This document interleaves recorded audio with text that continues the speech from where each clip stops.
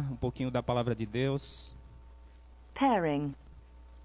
Eu vou ser breve na reflexão, porque já tivemos o espaço para as homenagens. Romanos capítulo 8, por favor.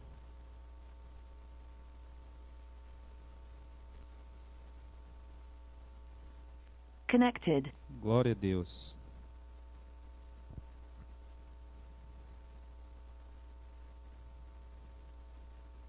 Romanos, capítulo de número 8. Nós vamos ler a partir do verso 18.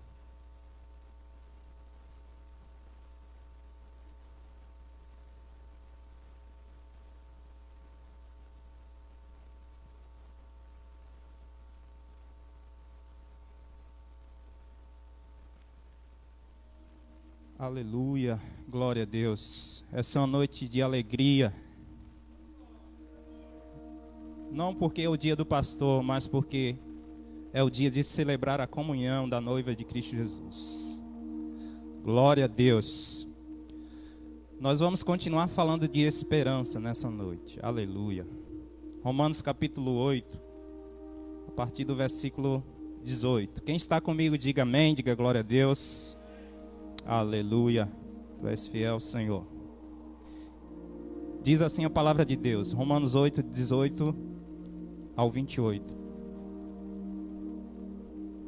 Porque para mim tenho por certo que os sofrimentos do tempo presente não podem ser comparados com a glória que há de ser revelada em nós. A ardente expectativa da criação aguarda a revelação dos filhos de Deus, pois a criação está sujeita à vaidade, não por sua própria vontade, mas por causa daquele que a sujeitou, na esperança de que a própria criação será libertada do cativeiro da corrupção, para a liberdade da glória dos filhos de Deus. Porque sabemos que toda a criação a um tempo só geme e suporta angústias até agora.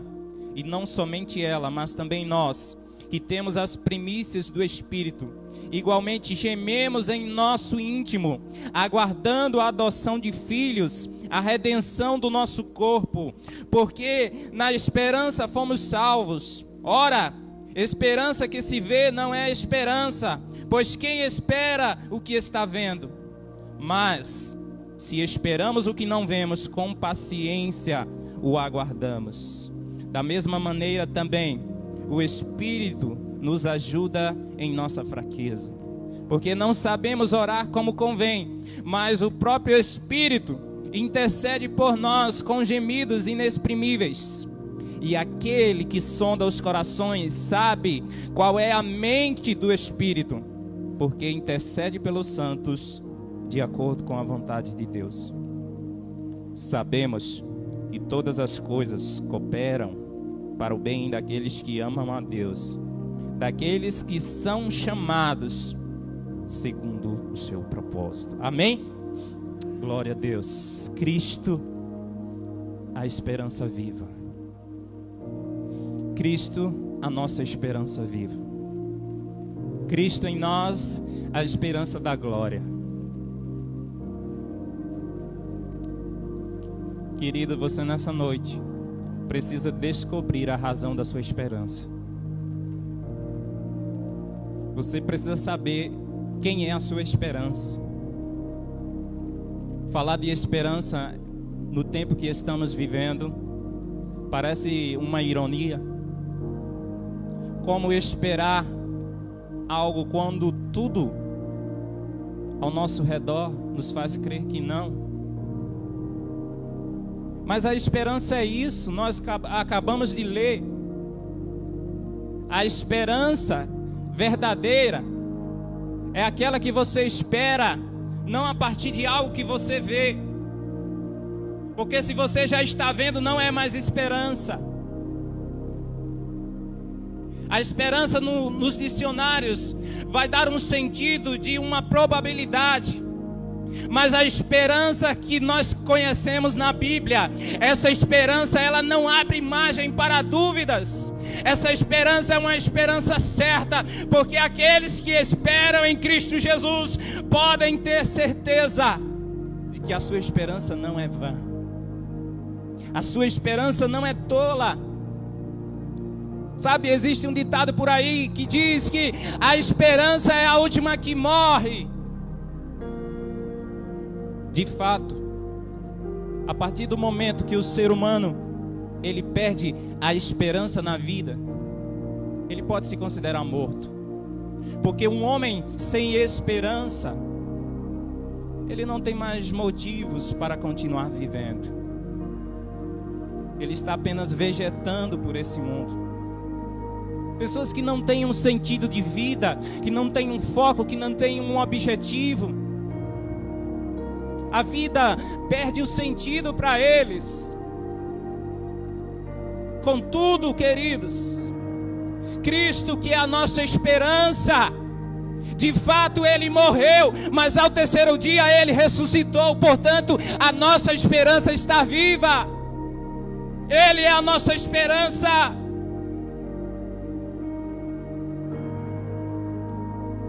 Dizem que uma pessoa ela consegue ficar alguns minutos sem respirar, alguns dias sem se alimentar, mas ninguém consegue viver sem esperança. E nós, como igreja do Senhor, somos privilegiados. Primeiro, por dois aspectos. Porque nós temos esperança. E segundo, porque Cristo, a nossa esperança, não é vã. Cristo, a nossa esperança, Ele trabalha desde a criação. Ele estava lá junto com o Pai, quando Deus disse haja luz e houve luz. Cristo trabalha em nosso favor, queridos, desde a criação. Desde quando tudo já estava projetado para que Ele viesse à terra, para que Ele se tornasse homem, para que Ele morresse aquela morte de cruz, e para que Ele ao terceiro dia ressuscitasse, assim como já está projetado quando Ele vai voltar.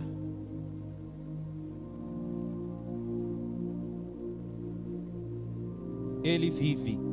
E a Bíblia diz, lá em João, que Ele foi para o Pai preparar lugar para a sua noiva.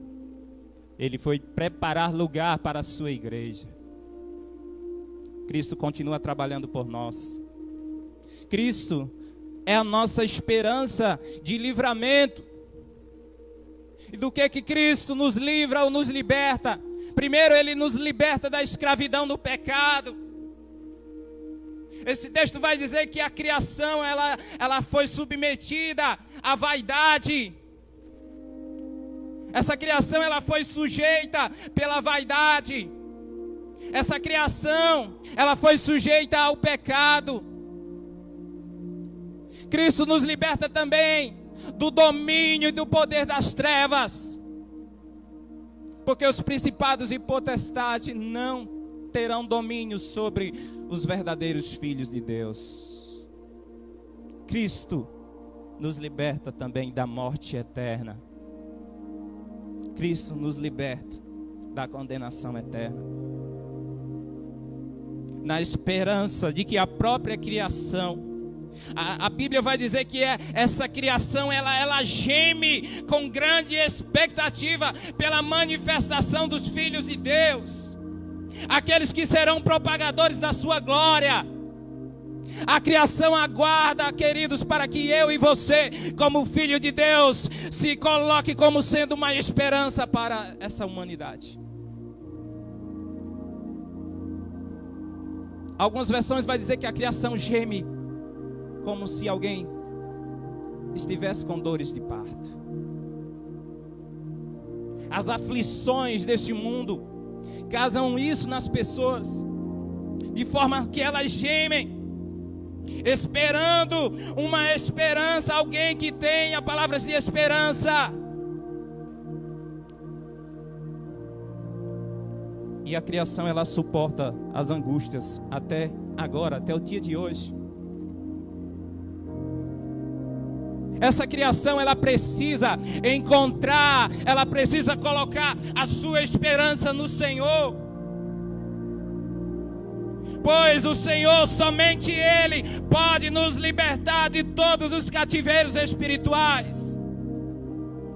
A esperança no Senhor é aquela que nos faz confiar, queridos. Tem muita gente que acredita que Deus pode operar milagres, mas não colocam a sua confiança nele. Você certamente já ouviu falar da história daquele alpinista que ele resolve escalar uma montanha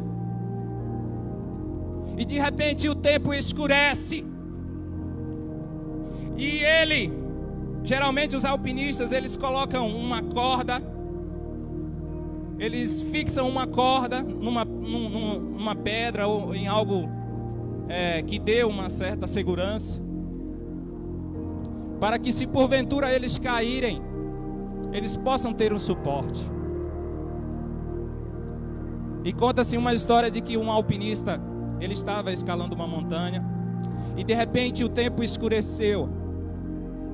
E aquele alpinista acabou que escorregando no meio do seu trajeto. E aquele homem começa a cair. Mas existia uma corda sobre a sua cintura que o prendia. E conta-se que aquele homem, ele faz uma oração a Deus, pedindo que Deus pudesse o livrar. E aquele homem ouve uma voz como resposta que diz: corte a corda. Mas aquele homem não acredita na voz que ele ouve, que continua dizendo: corte a corda. E conta-se que aquele homem, ele morre congelado a mais ou menos 1 metro do chão, porque não confiou naquele pelo qual ele pediu solução. Muitas vezes somos assim, queridos. Não confiamos na nossa esperança. Nós precisamos ser cristãos não apenas de boca, não apenas que dizem que serve a um Deus do impossível, mas não acredita que de fato Ele pode fazer o impossível. Cristo é a nossa esperança de vida eterna. E não somente ela, mas também nós, que temos as primícias do Espírito, igualmente gememos em nosso íntimo, aguardando a adoção de filhos, a redenção do nosso corpo. Não somente aqueles que estão lá fora, que Paulo aqui vai chamar de a criação, ou aqueles que ainda não servem a Deus, mas ele vai falar também daqueles que servem a Deus, ou que ele chama aqui de os filhos de Deus.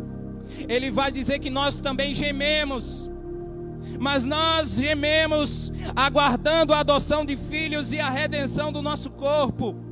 Nós que temos o Espírito de Deus, nós gememos, mas o nosso gemido é de expectativa pelo dia em que o Senhor voltará para concluir a sua obra de salvação no meio de nós. Não que aqueles que receberam Jesus como Filho de Deus não sejam filhos de Deus. Isso não quer dizer que o fato de que ele fala aqui que nós aguardamos a adoção de filhos, não quer dizer que nós não somos filhos. Nós somos filhos de Deus a partir do momento em que nós o recebemos como nosso Salvador. Mas ele está falando aqui de uma adoção final, que será acompanhado por um privilégio ainda maior. Nós seremos revestidos em um corpo ressurreto e perfeito. Nós teremos o mesmo corpo glorificado de Cristo Jesus. Já pensou, queridos? Um corpo livre de dores, um corpo livre de enfermidades, Um corpo que você vai poder atravessar paredes. Esse é o corpo que nós teremos. Um corpo incorruptível. Seremos revestidos de incorruptibilidade.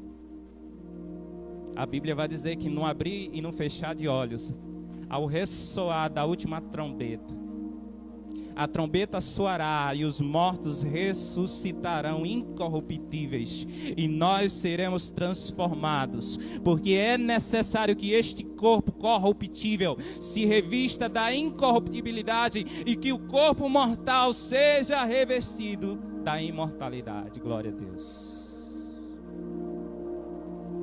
Amados, agora somos filhos de Deus, mas ainda não se manifestou o que haveremos de ser. Sabemos que quando Ele se manifestar, nós seremos semelhantes a Ele, porque haveremos de vê-lo como Ele é. Glória a Deus. Queridos, o arrebatamento é algo iminente. Quando eu falo arrebatamento, eu estou falando do encontro triunfal do noivo com a noiva, da igreja de Cristo Jesus com Cristo Jesus.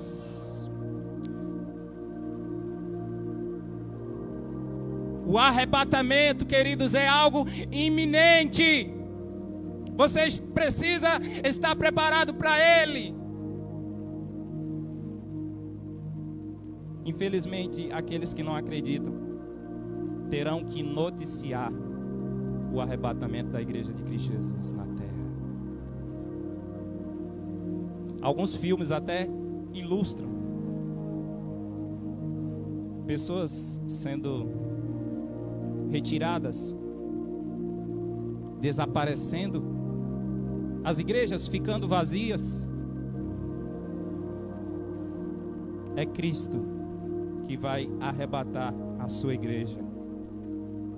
Se Cristo é a nossa esperança, queridos,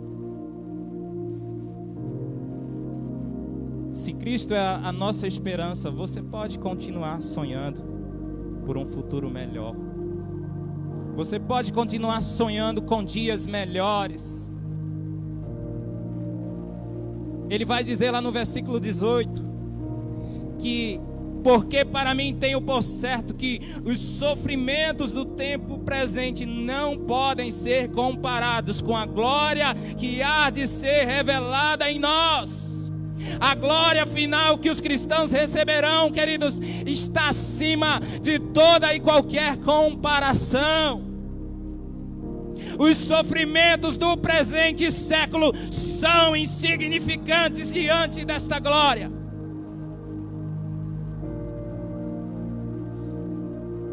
Mesmo sem ver, pois a esperança, ela não se estabelece sobre algo visível. Porque na esperança fomos salvos. Ora, a esperança que se vê não é esperança, pois quem espera o que está vendo? E a Bíblia vai dizer que nós temos um parceiro forte na oração. O divino Espírito Santo que intercede por nós com gemidos inexprimíveis. Sabe, queridos, quando na nossa própria força a gente não consegue, a gente não acha as palavras adequadas, mas o Espírito Santo, Ele sabe a vontade de Deus, Ele conhece a vontade de Deus, Ele sabe orar de acordo com o querer de Deus. E a Bíblia diz que Ele intercede por nós com gemidos inexprimíveis, ou que não podem ser expressos por palavras.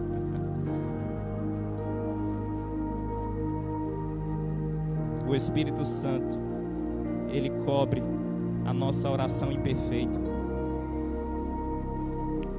Às vezes não sabemos como orar por uma libertação ou por alguém, mas de repente o Espírito Santo, Ele coloca as palavras adequadas na nossa boca. Ele nos faz chegar na região central, naquilo que a pessoa de fato precisa. É Ele que nos mostra aquilo que está escondido aos olhos. Ele é o nosso parceiro nessa esperança e no cumprimento da vontade de Deus. Queridos, eu tenho entendido que se a nossa esperança ela está no Senhor, até na cova dos leões e na fornalha, a gente é feliz. Em todo momento a gente é feliz. Porque aqueles que colocaram a sua esperança no Senhor, eles sabem que de fato a sua esperança não é vã. Que tudo aquilo que nós passamos por essa terra são apenas acessórios e fazem parte do trajeto e da caminhada em Cristo Jesus. E o apóstolo Paulo termina esse trecho dizendo: sabemos que todas as coisas cooperam para o bem daqueles que amam a Deus, daqueles que são chamados segundo o seu propósito. Veja só, precisamos entender bem o contexto, para que não caiamos em uma interpretação equivocada e vazia. Porque algumas pessoas acabam que lendo esse texto, assim como aquele texto de Filipenses 4:13, posso todas as coisas naquele que me fortalece, e acha que sai podendo fazer qualquer coisa. Esse texto ele fala: sabemos que todas as coisas são essas. Porque se você entender apenas no literal, você vai querer entender nessa noite que talvez tomar uma cerveja, uma bebida, possa cooperar para o bem. Não é isso que a palavra está dizendo. Nós precisamos entender o contexto. Todas as coisas se refere justamente ao primeiro versículo que lemos, ao versículo 18, quando ele fala que todos os sofrimentos e dores que nós poderemos passar por essa terra no tempo presente, eles cooperam para o bem daqueles que amam a Deus. Como assim cooperam? Ou seja, todas as dores e sofrimentos do presente, eles têm um propósito, eles têm um sentido. Eles trazem alguma espécie de ensinamento para as nossas vidas. Porque Deus é aquele que pode transformar o mal em bem. Portanto, eles cooperam. E que bem é esse que o apóstolo Paulo está falando? Eu entendo aqui que o bem que o apóstolo Paulo está falando se refere à nossa submissão a Cristo, à nossa comunhão profunda com Ele. Paulo também está falando aqui da produção do fruto para o reino de Deus e também para a glorificação final. Aleluia. Cooperam para o nosso bem. E ele diz: para o bem daqueles que amam a Deus, não para o bem de todos, mas para o bem daqueles que amam a Deus, daqueles que são chamados segundo o seu propósito. Nem tudo que acontece ao nosso redor é bom. Nem tudo que acontece no mundo coopera para o bem de qualquer pessoa. Mas para aqueles que amam a Deus, para aqueles que são chamados segundo o seu propósito, algumas coisas que acontecem nesse mundo cooperam para o nosso bem. Amém, igreja? A eternidade, ela vai compensar toda e qualquer espécie de sofrimentos que passarmos por essa terra.